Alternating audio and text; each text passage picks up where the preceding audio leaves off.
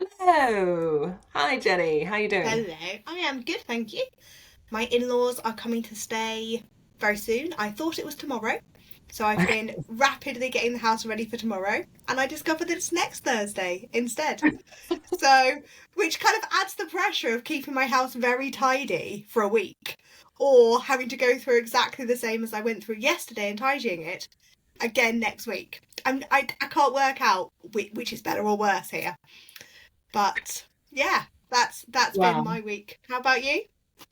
But that feels like you now have the added bonus of just being able to enjoy a beautifully clean house for yourself, right?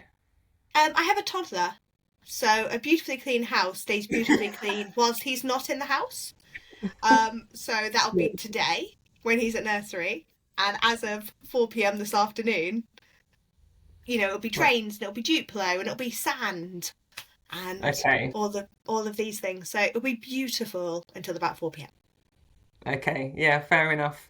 Yeah, I did have like a major, I can't call it spring clean, winter clean at the Mm. weekend. But I did that thing that I was chatting to my friends about because we've all been doing it recently, where you start a major project. You had the rug up on the sofa and everything, and I'm thinking, right, I'm really going to go for this. So you sort of pulled apart a room in order to clean it, and then from the moment that you've pulled the room into disarray, you totally run out of energy. Just look round, you're like staring around a room that's been Oh my absolutely goodness. ruined, thinking, I just don't want to do this anymore. What was I doing?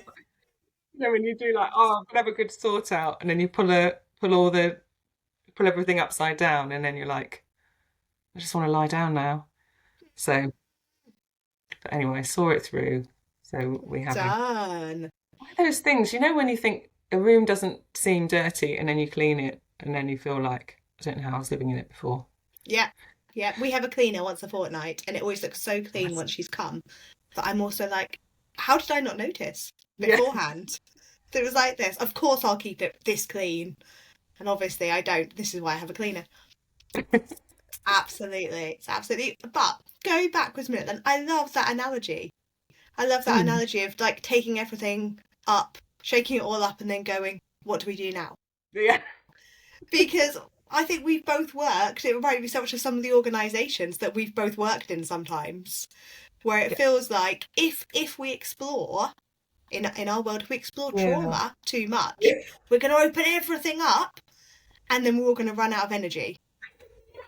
Or the staff who've opened it all up are all going to leave.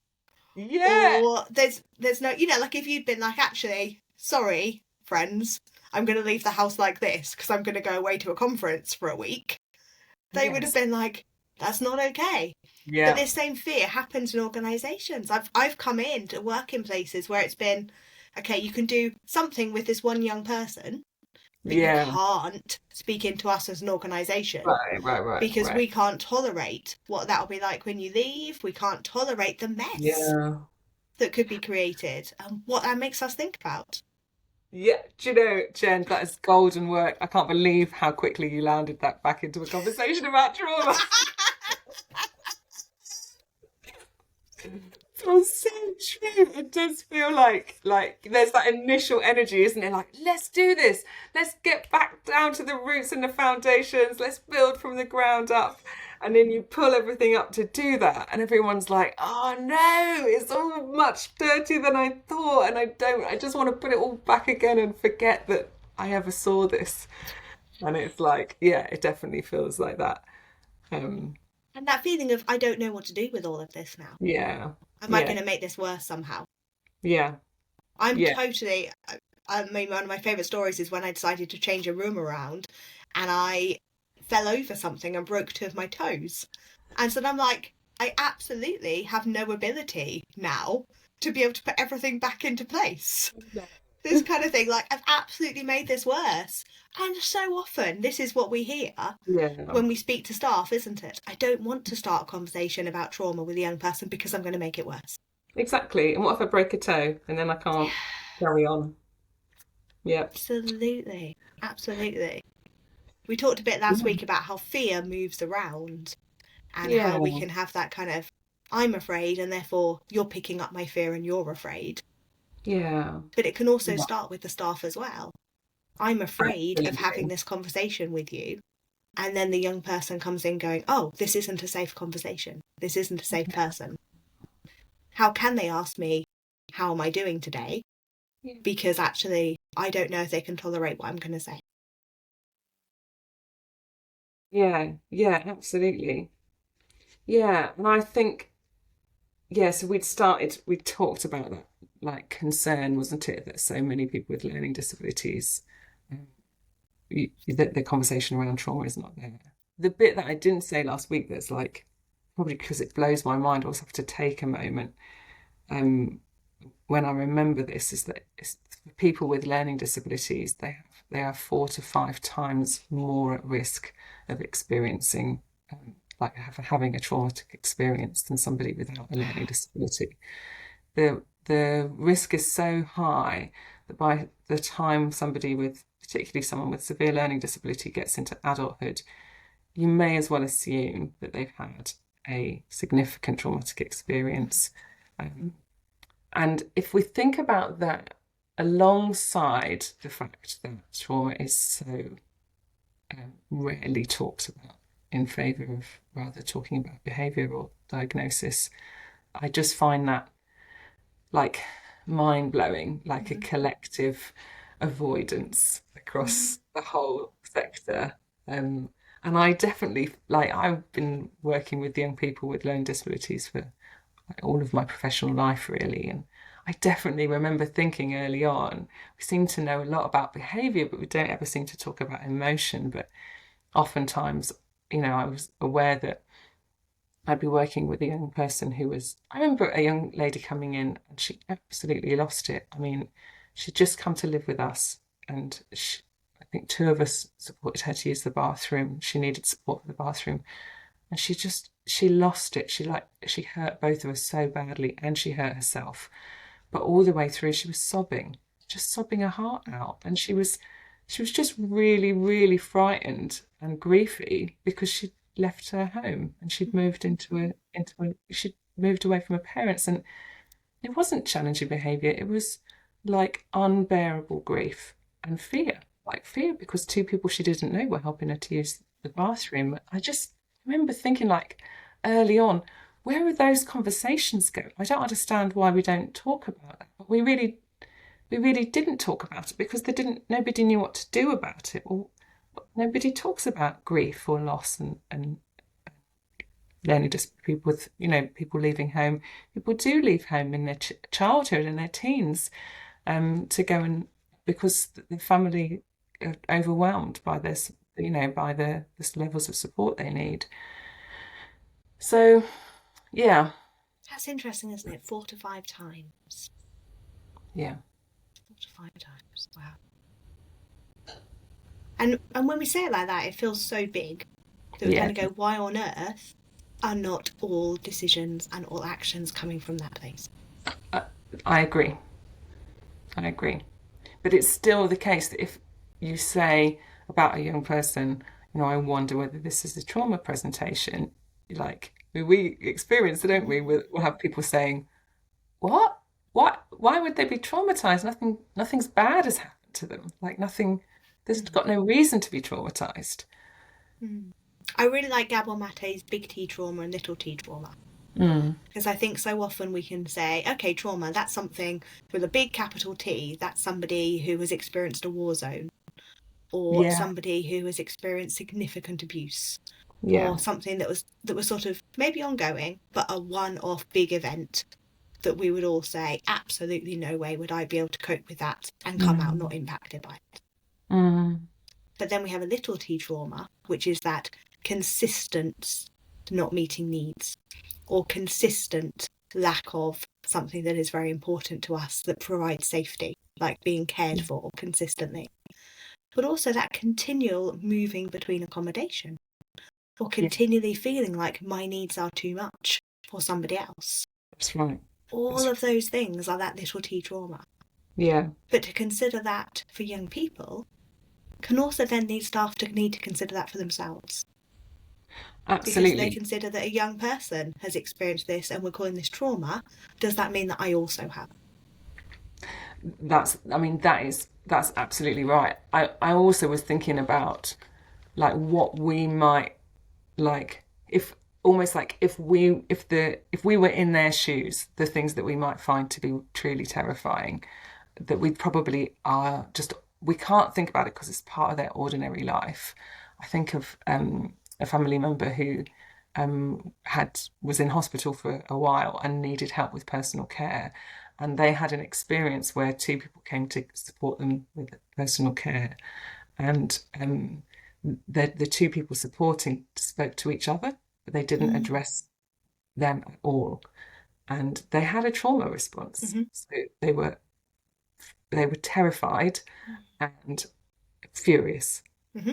in a lengthy complaint when it was over, but were not able to speak up at the time because it was Mm-hmm. so frightening for them to be manhandled physically by two people who could not. I mean, they experienced it as dehumanizing. Mm-hmm. Um, but I think how often that might happen to somebody who has learning disabilities, who maybe can't Mm-hmm. speak, they are handled physically as if there's no one inside, as if they're Yeah. a job to be done and a task to be accomplished, but that not a person. And that it's only got to happen, you know, once Yeah. to the person I knew for that to be traumatic. But for some of the young people we support, that has happened just too many times in their lives. So there's And the that other kind one of that, thing. yeah, because the other similar one is the one that's impacted us this week, where my son's key worker was off sick from nursery, and Mm. he is incredibly attached to her. Won't really Yeah. go to anybody else. Cries when she goes to the toilet. This kind of thing, like a really strong attachment. And she wasn't there, and he was suddenly lost. Going, I don't know who to talk to. I don't know who's going to look after me today. And so often there is a change around in staffing or a changing around moving a young person to somewhere else, moving around those key members of staff. We know that staff often don't stay in these careers for a long time. Care staff may move and people go, oh, okay, we don't need to talk to this young person about it. They won't notice, there's always staff here, all of these kind of things we've heard. They don't mind, that's okay. We don't experience with them what the grief and the loss is of that person not being there. And then we get confused why there is a trauma response happening Yeah. about this person not being there. Yeah, yeah, absolutely right. Yeah, absolutely right. And we often see that in subtle ways. So it's often um, the case with particularly people with like severe learning disabilities that when a new person comes into their lives, that they will be. I've seen it both ways. I've seen young people who are just good as gold Mm. for a new person, just won't put a foot wrong. And you can see that like anxious attachment of like, I just really need you to like me and to trust me. And I don't want you to have any assumptions about me. So I'm just going to be, and often that will be their favorite person for a while. Um, and, um, yeah, and the person like thinks, oh my goodness, I'm great at this job. Doing a great job, and it makes them want to stay. And you can see that something is working itself out in the young person that they are so frightened of people leaving their lives and trying to hold on to people for as long as possible. But we were going to talk about how this in this like what happens in the staff as well, isn't it? Because this is so we've thought quite a bit about that, like trauma, the levels of trauma in young people with learning disabilities and autism. But the next layer of complexity is the sort of direct support professionals, as they call them, helpfully in the US. And we had a lot of conversations about this in the US. Firstly, massive problems with recruitment and retention of direct support professionals in the US as well as in the UK. It definitely feels like a pandemic, post-pandemic concern that in the after the pandemic people got through in the pandemic, and then after the pandemic people started making big choices like I'm going to move house, I'm going to end my relationship, I'm going to start a new relationship, I'm going to change careers, I'm going to retire early. We have people retiring at like 50, 55. Like they were just like, I'm done. I am done with work. Yeah. But we also had a lot of people who thought, I don't have to go to work. I can work from home. Mhm. And so people finding jobs that facilitated that. And you cannot do direct care from home. um, but so we had loads of really experienced staff Mm. leaving the care sector after the pandemic, both in the US and the UK. Um, and but we also, those that stayed, if you think about the staff that weathered the pandemic and are still in care, they weathered a a traumatic experience through the pandemic and they are still there. And so we have to accommodate the idea that those care staff that have had the longevity and the tenacity to stay in the sector may be carrying some residual trauma from having done that.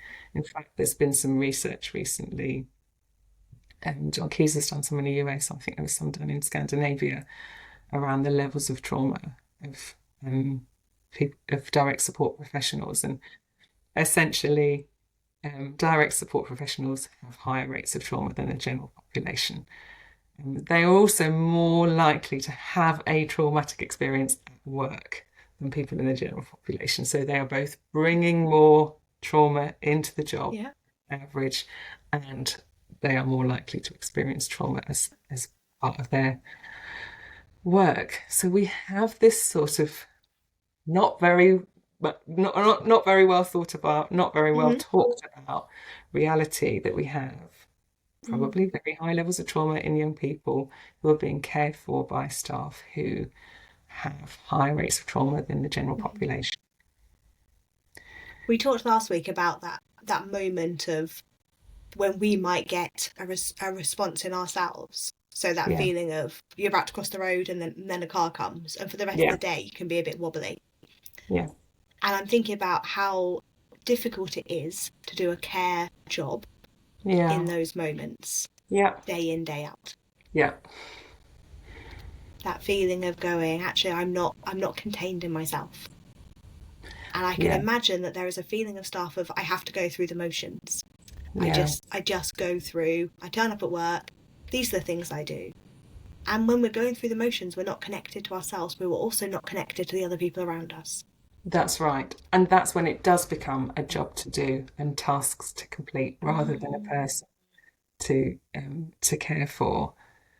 And I think, of a lot of the work that we do. And I mean, if we're going to meet a young person who we've been asked to assess or to work with, that is that's probably like 75% of what we're doing is regulating ourselves, isn't it? Yeah. Because we understand that if this child is going to meet us and communicate with them, we're going to Mm-hmm. find that kind of connection, which is everything that we're about. Like, our goal when we meet a young person is, can I make a connection with them? Because we believe it's always there to be found, even if it's not um, clear or obvious from their presentation.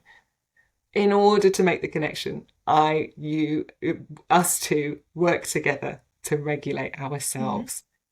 But if you're working with some residual trauma or you're going into a Mm-hmm. space that feels traumatized, like that becomes less and less a priority, Mm-hmm. or you just don't worry too much about whether you're Yeah. regulated. And so you go into a space where a young person's not regulated, you're also not regulated, and so it starts to feel chaotic. And I Mm-hmm. think, sometimes I listen to staff talking about what sounds like utter chaos, where you've got one child, bouncing off another child who's bouncing off staff members who are, just incident after incident, and this has become normalized. It's become an ordinary way of operating. Becomes expected that staff are hurt at work, or that there's people off sick because they've been hurt by a child, and this is what we do. This is Mm-hmm. how we operate, and that's a scary world to Mm-hmm. be in, both for the staff and for the young people. And once we normalize fear as part of our job and our work, um, then it's, well, no one's safe, are they? We also have to normalise the language of regulation and dysregulation, Yeah, because we're saying that you and I work hard when we're working to stay regulated, but right. that's because we know in ourselves what regulation and dysregulation look like. Yeah. But if you are in a continual state of dysregulation, you don't even know that you're there because that's become so normal for you. That's right. And we also know it's normal to feel dysregulated in these spaces. That's why we're working hard. We're not like, I'm just always in a regulated state. You know, we walk into a room, we can feel everybody's nervous, everybody's a bit worried. Maybe people are a little bit worried, what are they going to do? The child's really on edge. So that's all impacting us. Like, and so that's why we're working hard, because we're like, what are we doing? Like trying to think what I'm doing inside. Usually I'm trying to name what I'm feeling. What can I feel in the room? I can feel fear, I can feel intimidation, I can feel suspicion. Okay, so that's what we've got here. They're just emotions. They're not attacking me. I'm going to feel them. I'm also going to hold them. And then I'm going to remember that they are not me, that they are just emotions. Um, Things moving in and out of my body, and they're affecting the way my body feels and maybe the way my mind is working. But I have peace inside me, that I can intentionally use to overwhelm those feelings, and I can bring peace into this space, and I can bring calm into this space, and like actually intentionally internally moving myself into those spaces. And also, we do that together quite a lot, Jen, do we? So, yeah, I think co regulation is so incredibly important, but it takes at least one person to be regulated to be able to do that. yeah, But on top of that, it takes the organisation as a whole to attempt to be regulated. right. Because Next we level. can have conversations with direct staff Yeah, who may not have the capacity within themselves due to their trauma background to be able to regulate. But they will then need leadership above them who are able to do that for themselves to offer that space of that co-regulation. So if they have a difficult conversation, a difficult encounter with a young person, to yeah, know that there are staff above them who are able to regulate them offers that safety. absolutely right. So this is like not just we work together on this stuff, isn't it? This is relational work. It's not Mm-hmm. something you can do as a lone. There's no mavericks in this game, is there? There's no lone rangers. So just as you and I work together, I often think of what we do as sometimes like a microcosm of what we're then going to invite the organisation to do. I Mm-hmm. think about a young man we went to see ages ago, and he was just chaotic, absolutely chaotic, and it's all around the room. Couldn't settle in anything, and then he finally settled and was moving a car along the window sill, but still agitated in himself. And I remember moving towards him and thinking, like, I know Jen's got me. Like, I couldn't see you, but you were standing behind me. I think you were talking to Mm-hmm. somebody, and I just knew that you wouldn't let your eyes off me, and that you had got me held, and because you had me held, I could then hold the boy. And in fact, if you remember, the most Yeah. extraordinary thing happened. He actually climbed into my arms Yeah. and just lay in my arms, Mm-hmm. and it totally still, Mm-hmm. like a baby. And then we began to understand what was happening for him, that he was still needing to be co-regulate, to have to feel like he was not just with the person that was regulating him, but almost there was no separation, like a baby would with a mother, and the deep, deep, deep emotional need he had, to experience safety and regulation. But that, like, you held me, I held the boy, and that's a lot of times what we're asking Mm-hmm. organisations to find a way to do, isn't it? That the staff are going to hold the child, and so who holds the staff? Mm-hmm. And so, like, there's that next level, isn't there, of building organizations around this concept of regulation and safety, where the organization can come in. You know, if you have a team that's like experiencing chaos or experiencing like disorder, that you've got enough peace and safety and calm in the management that they can come in and say, we've got you. Like, Mhm. we know it's hard and we know that what you're doing is really difficult, but we have absolutely got you. Mhm. Reminds me of how we also have our external support as well. So we Yeah. both have external supervision, Yeah. we have an external team who we can contact. We can say, we need some insight into this, we need some Yeah, support around this organisation. And they offer that containing of us as well. they But do. because they offer that to us, we can offer that to the leadership of the organisation. That's right. That's So absolutely when we right. offer a package, we offer both the work with the direct staff, but also the work with the leadership overall, Yeah. because we know that actually they need the containing too. They need those spaces to kind of go, all right, let me explore what this was like for me when this thing happened. Yeah, absolutely. And that's why we always have this like double dual model where we work Mm. with the organization.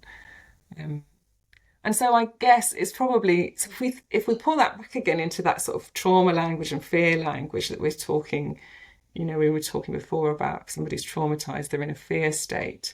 But we can't, sometimes we see that presenting in organizations, don't we, where the organization is not regulated. They have collectively, so we would talk about an organization organized around trauma, by which we mean that their organizing principle has become by default a fear state. Mm-hmm. So they are either in a fight mode where there's lots of conflict, and or a flight mode where they are avoidant or defended against some of the Mm. realities, or they're in a freeze state where they have just shut Yeah. down and stopped thinking. And I guess really all that means is that the organization has lost touch. So you talked about the upstairs Mm-hmm. last, um, with the upstairs of their mind, their thinking, their problem solving. Um, Mm-hmm. and instead they're in a reactive defensive mode. Yeah.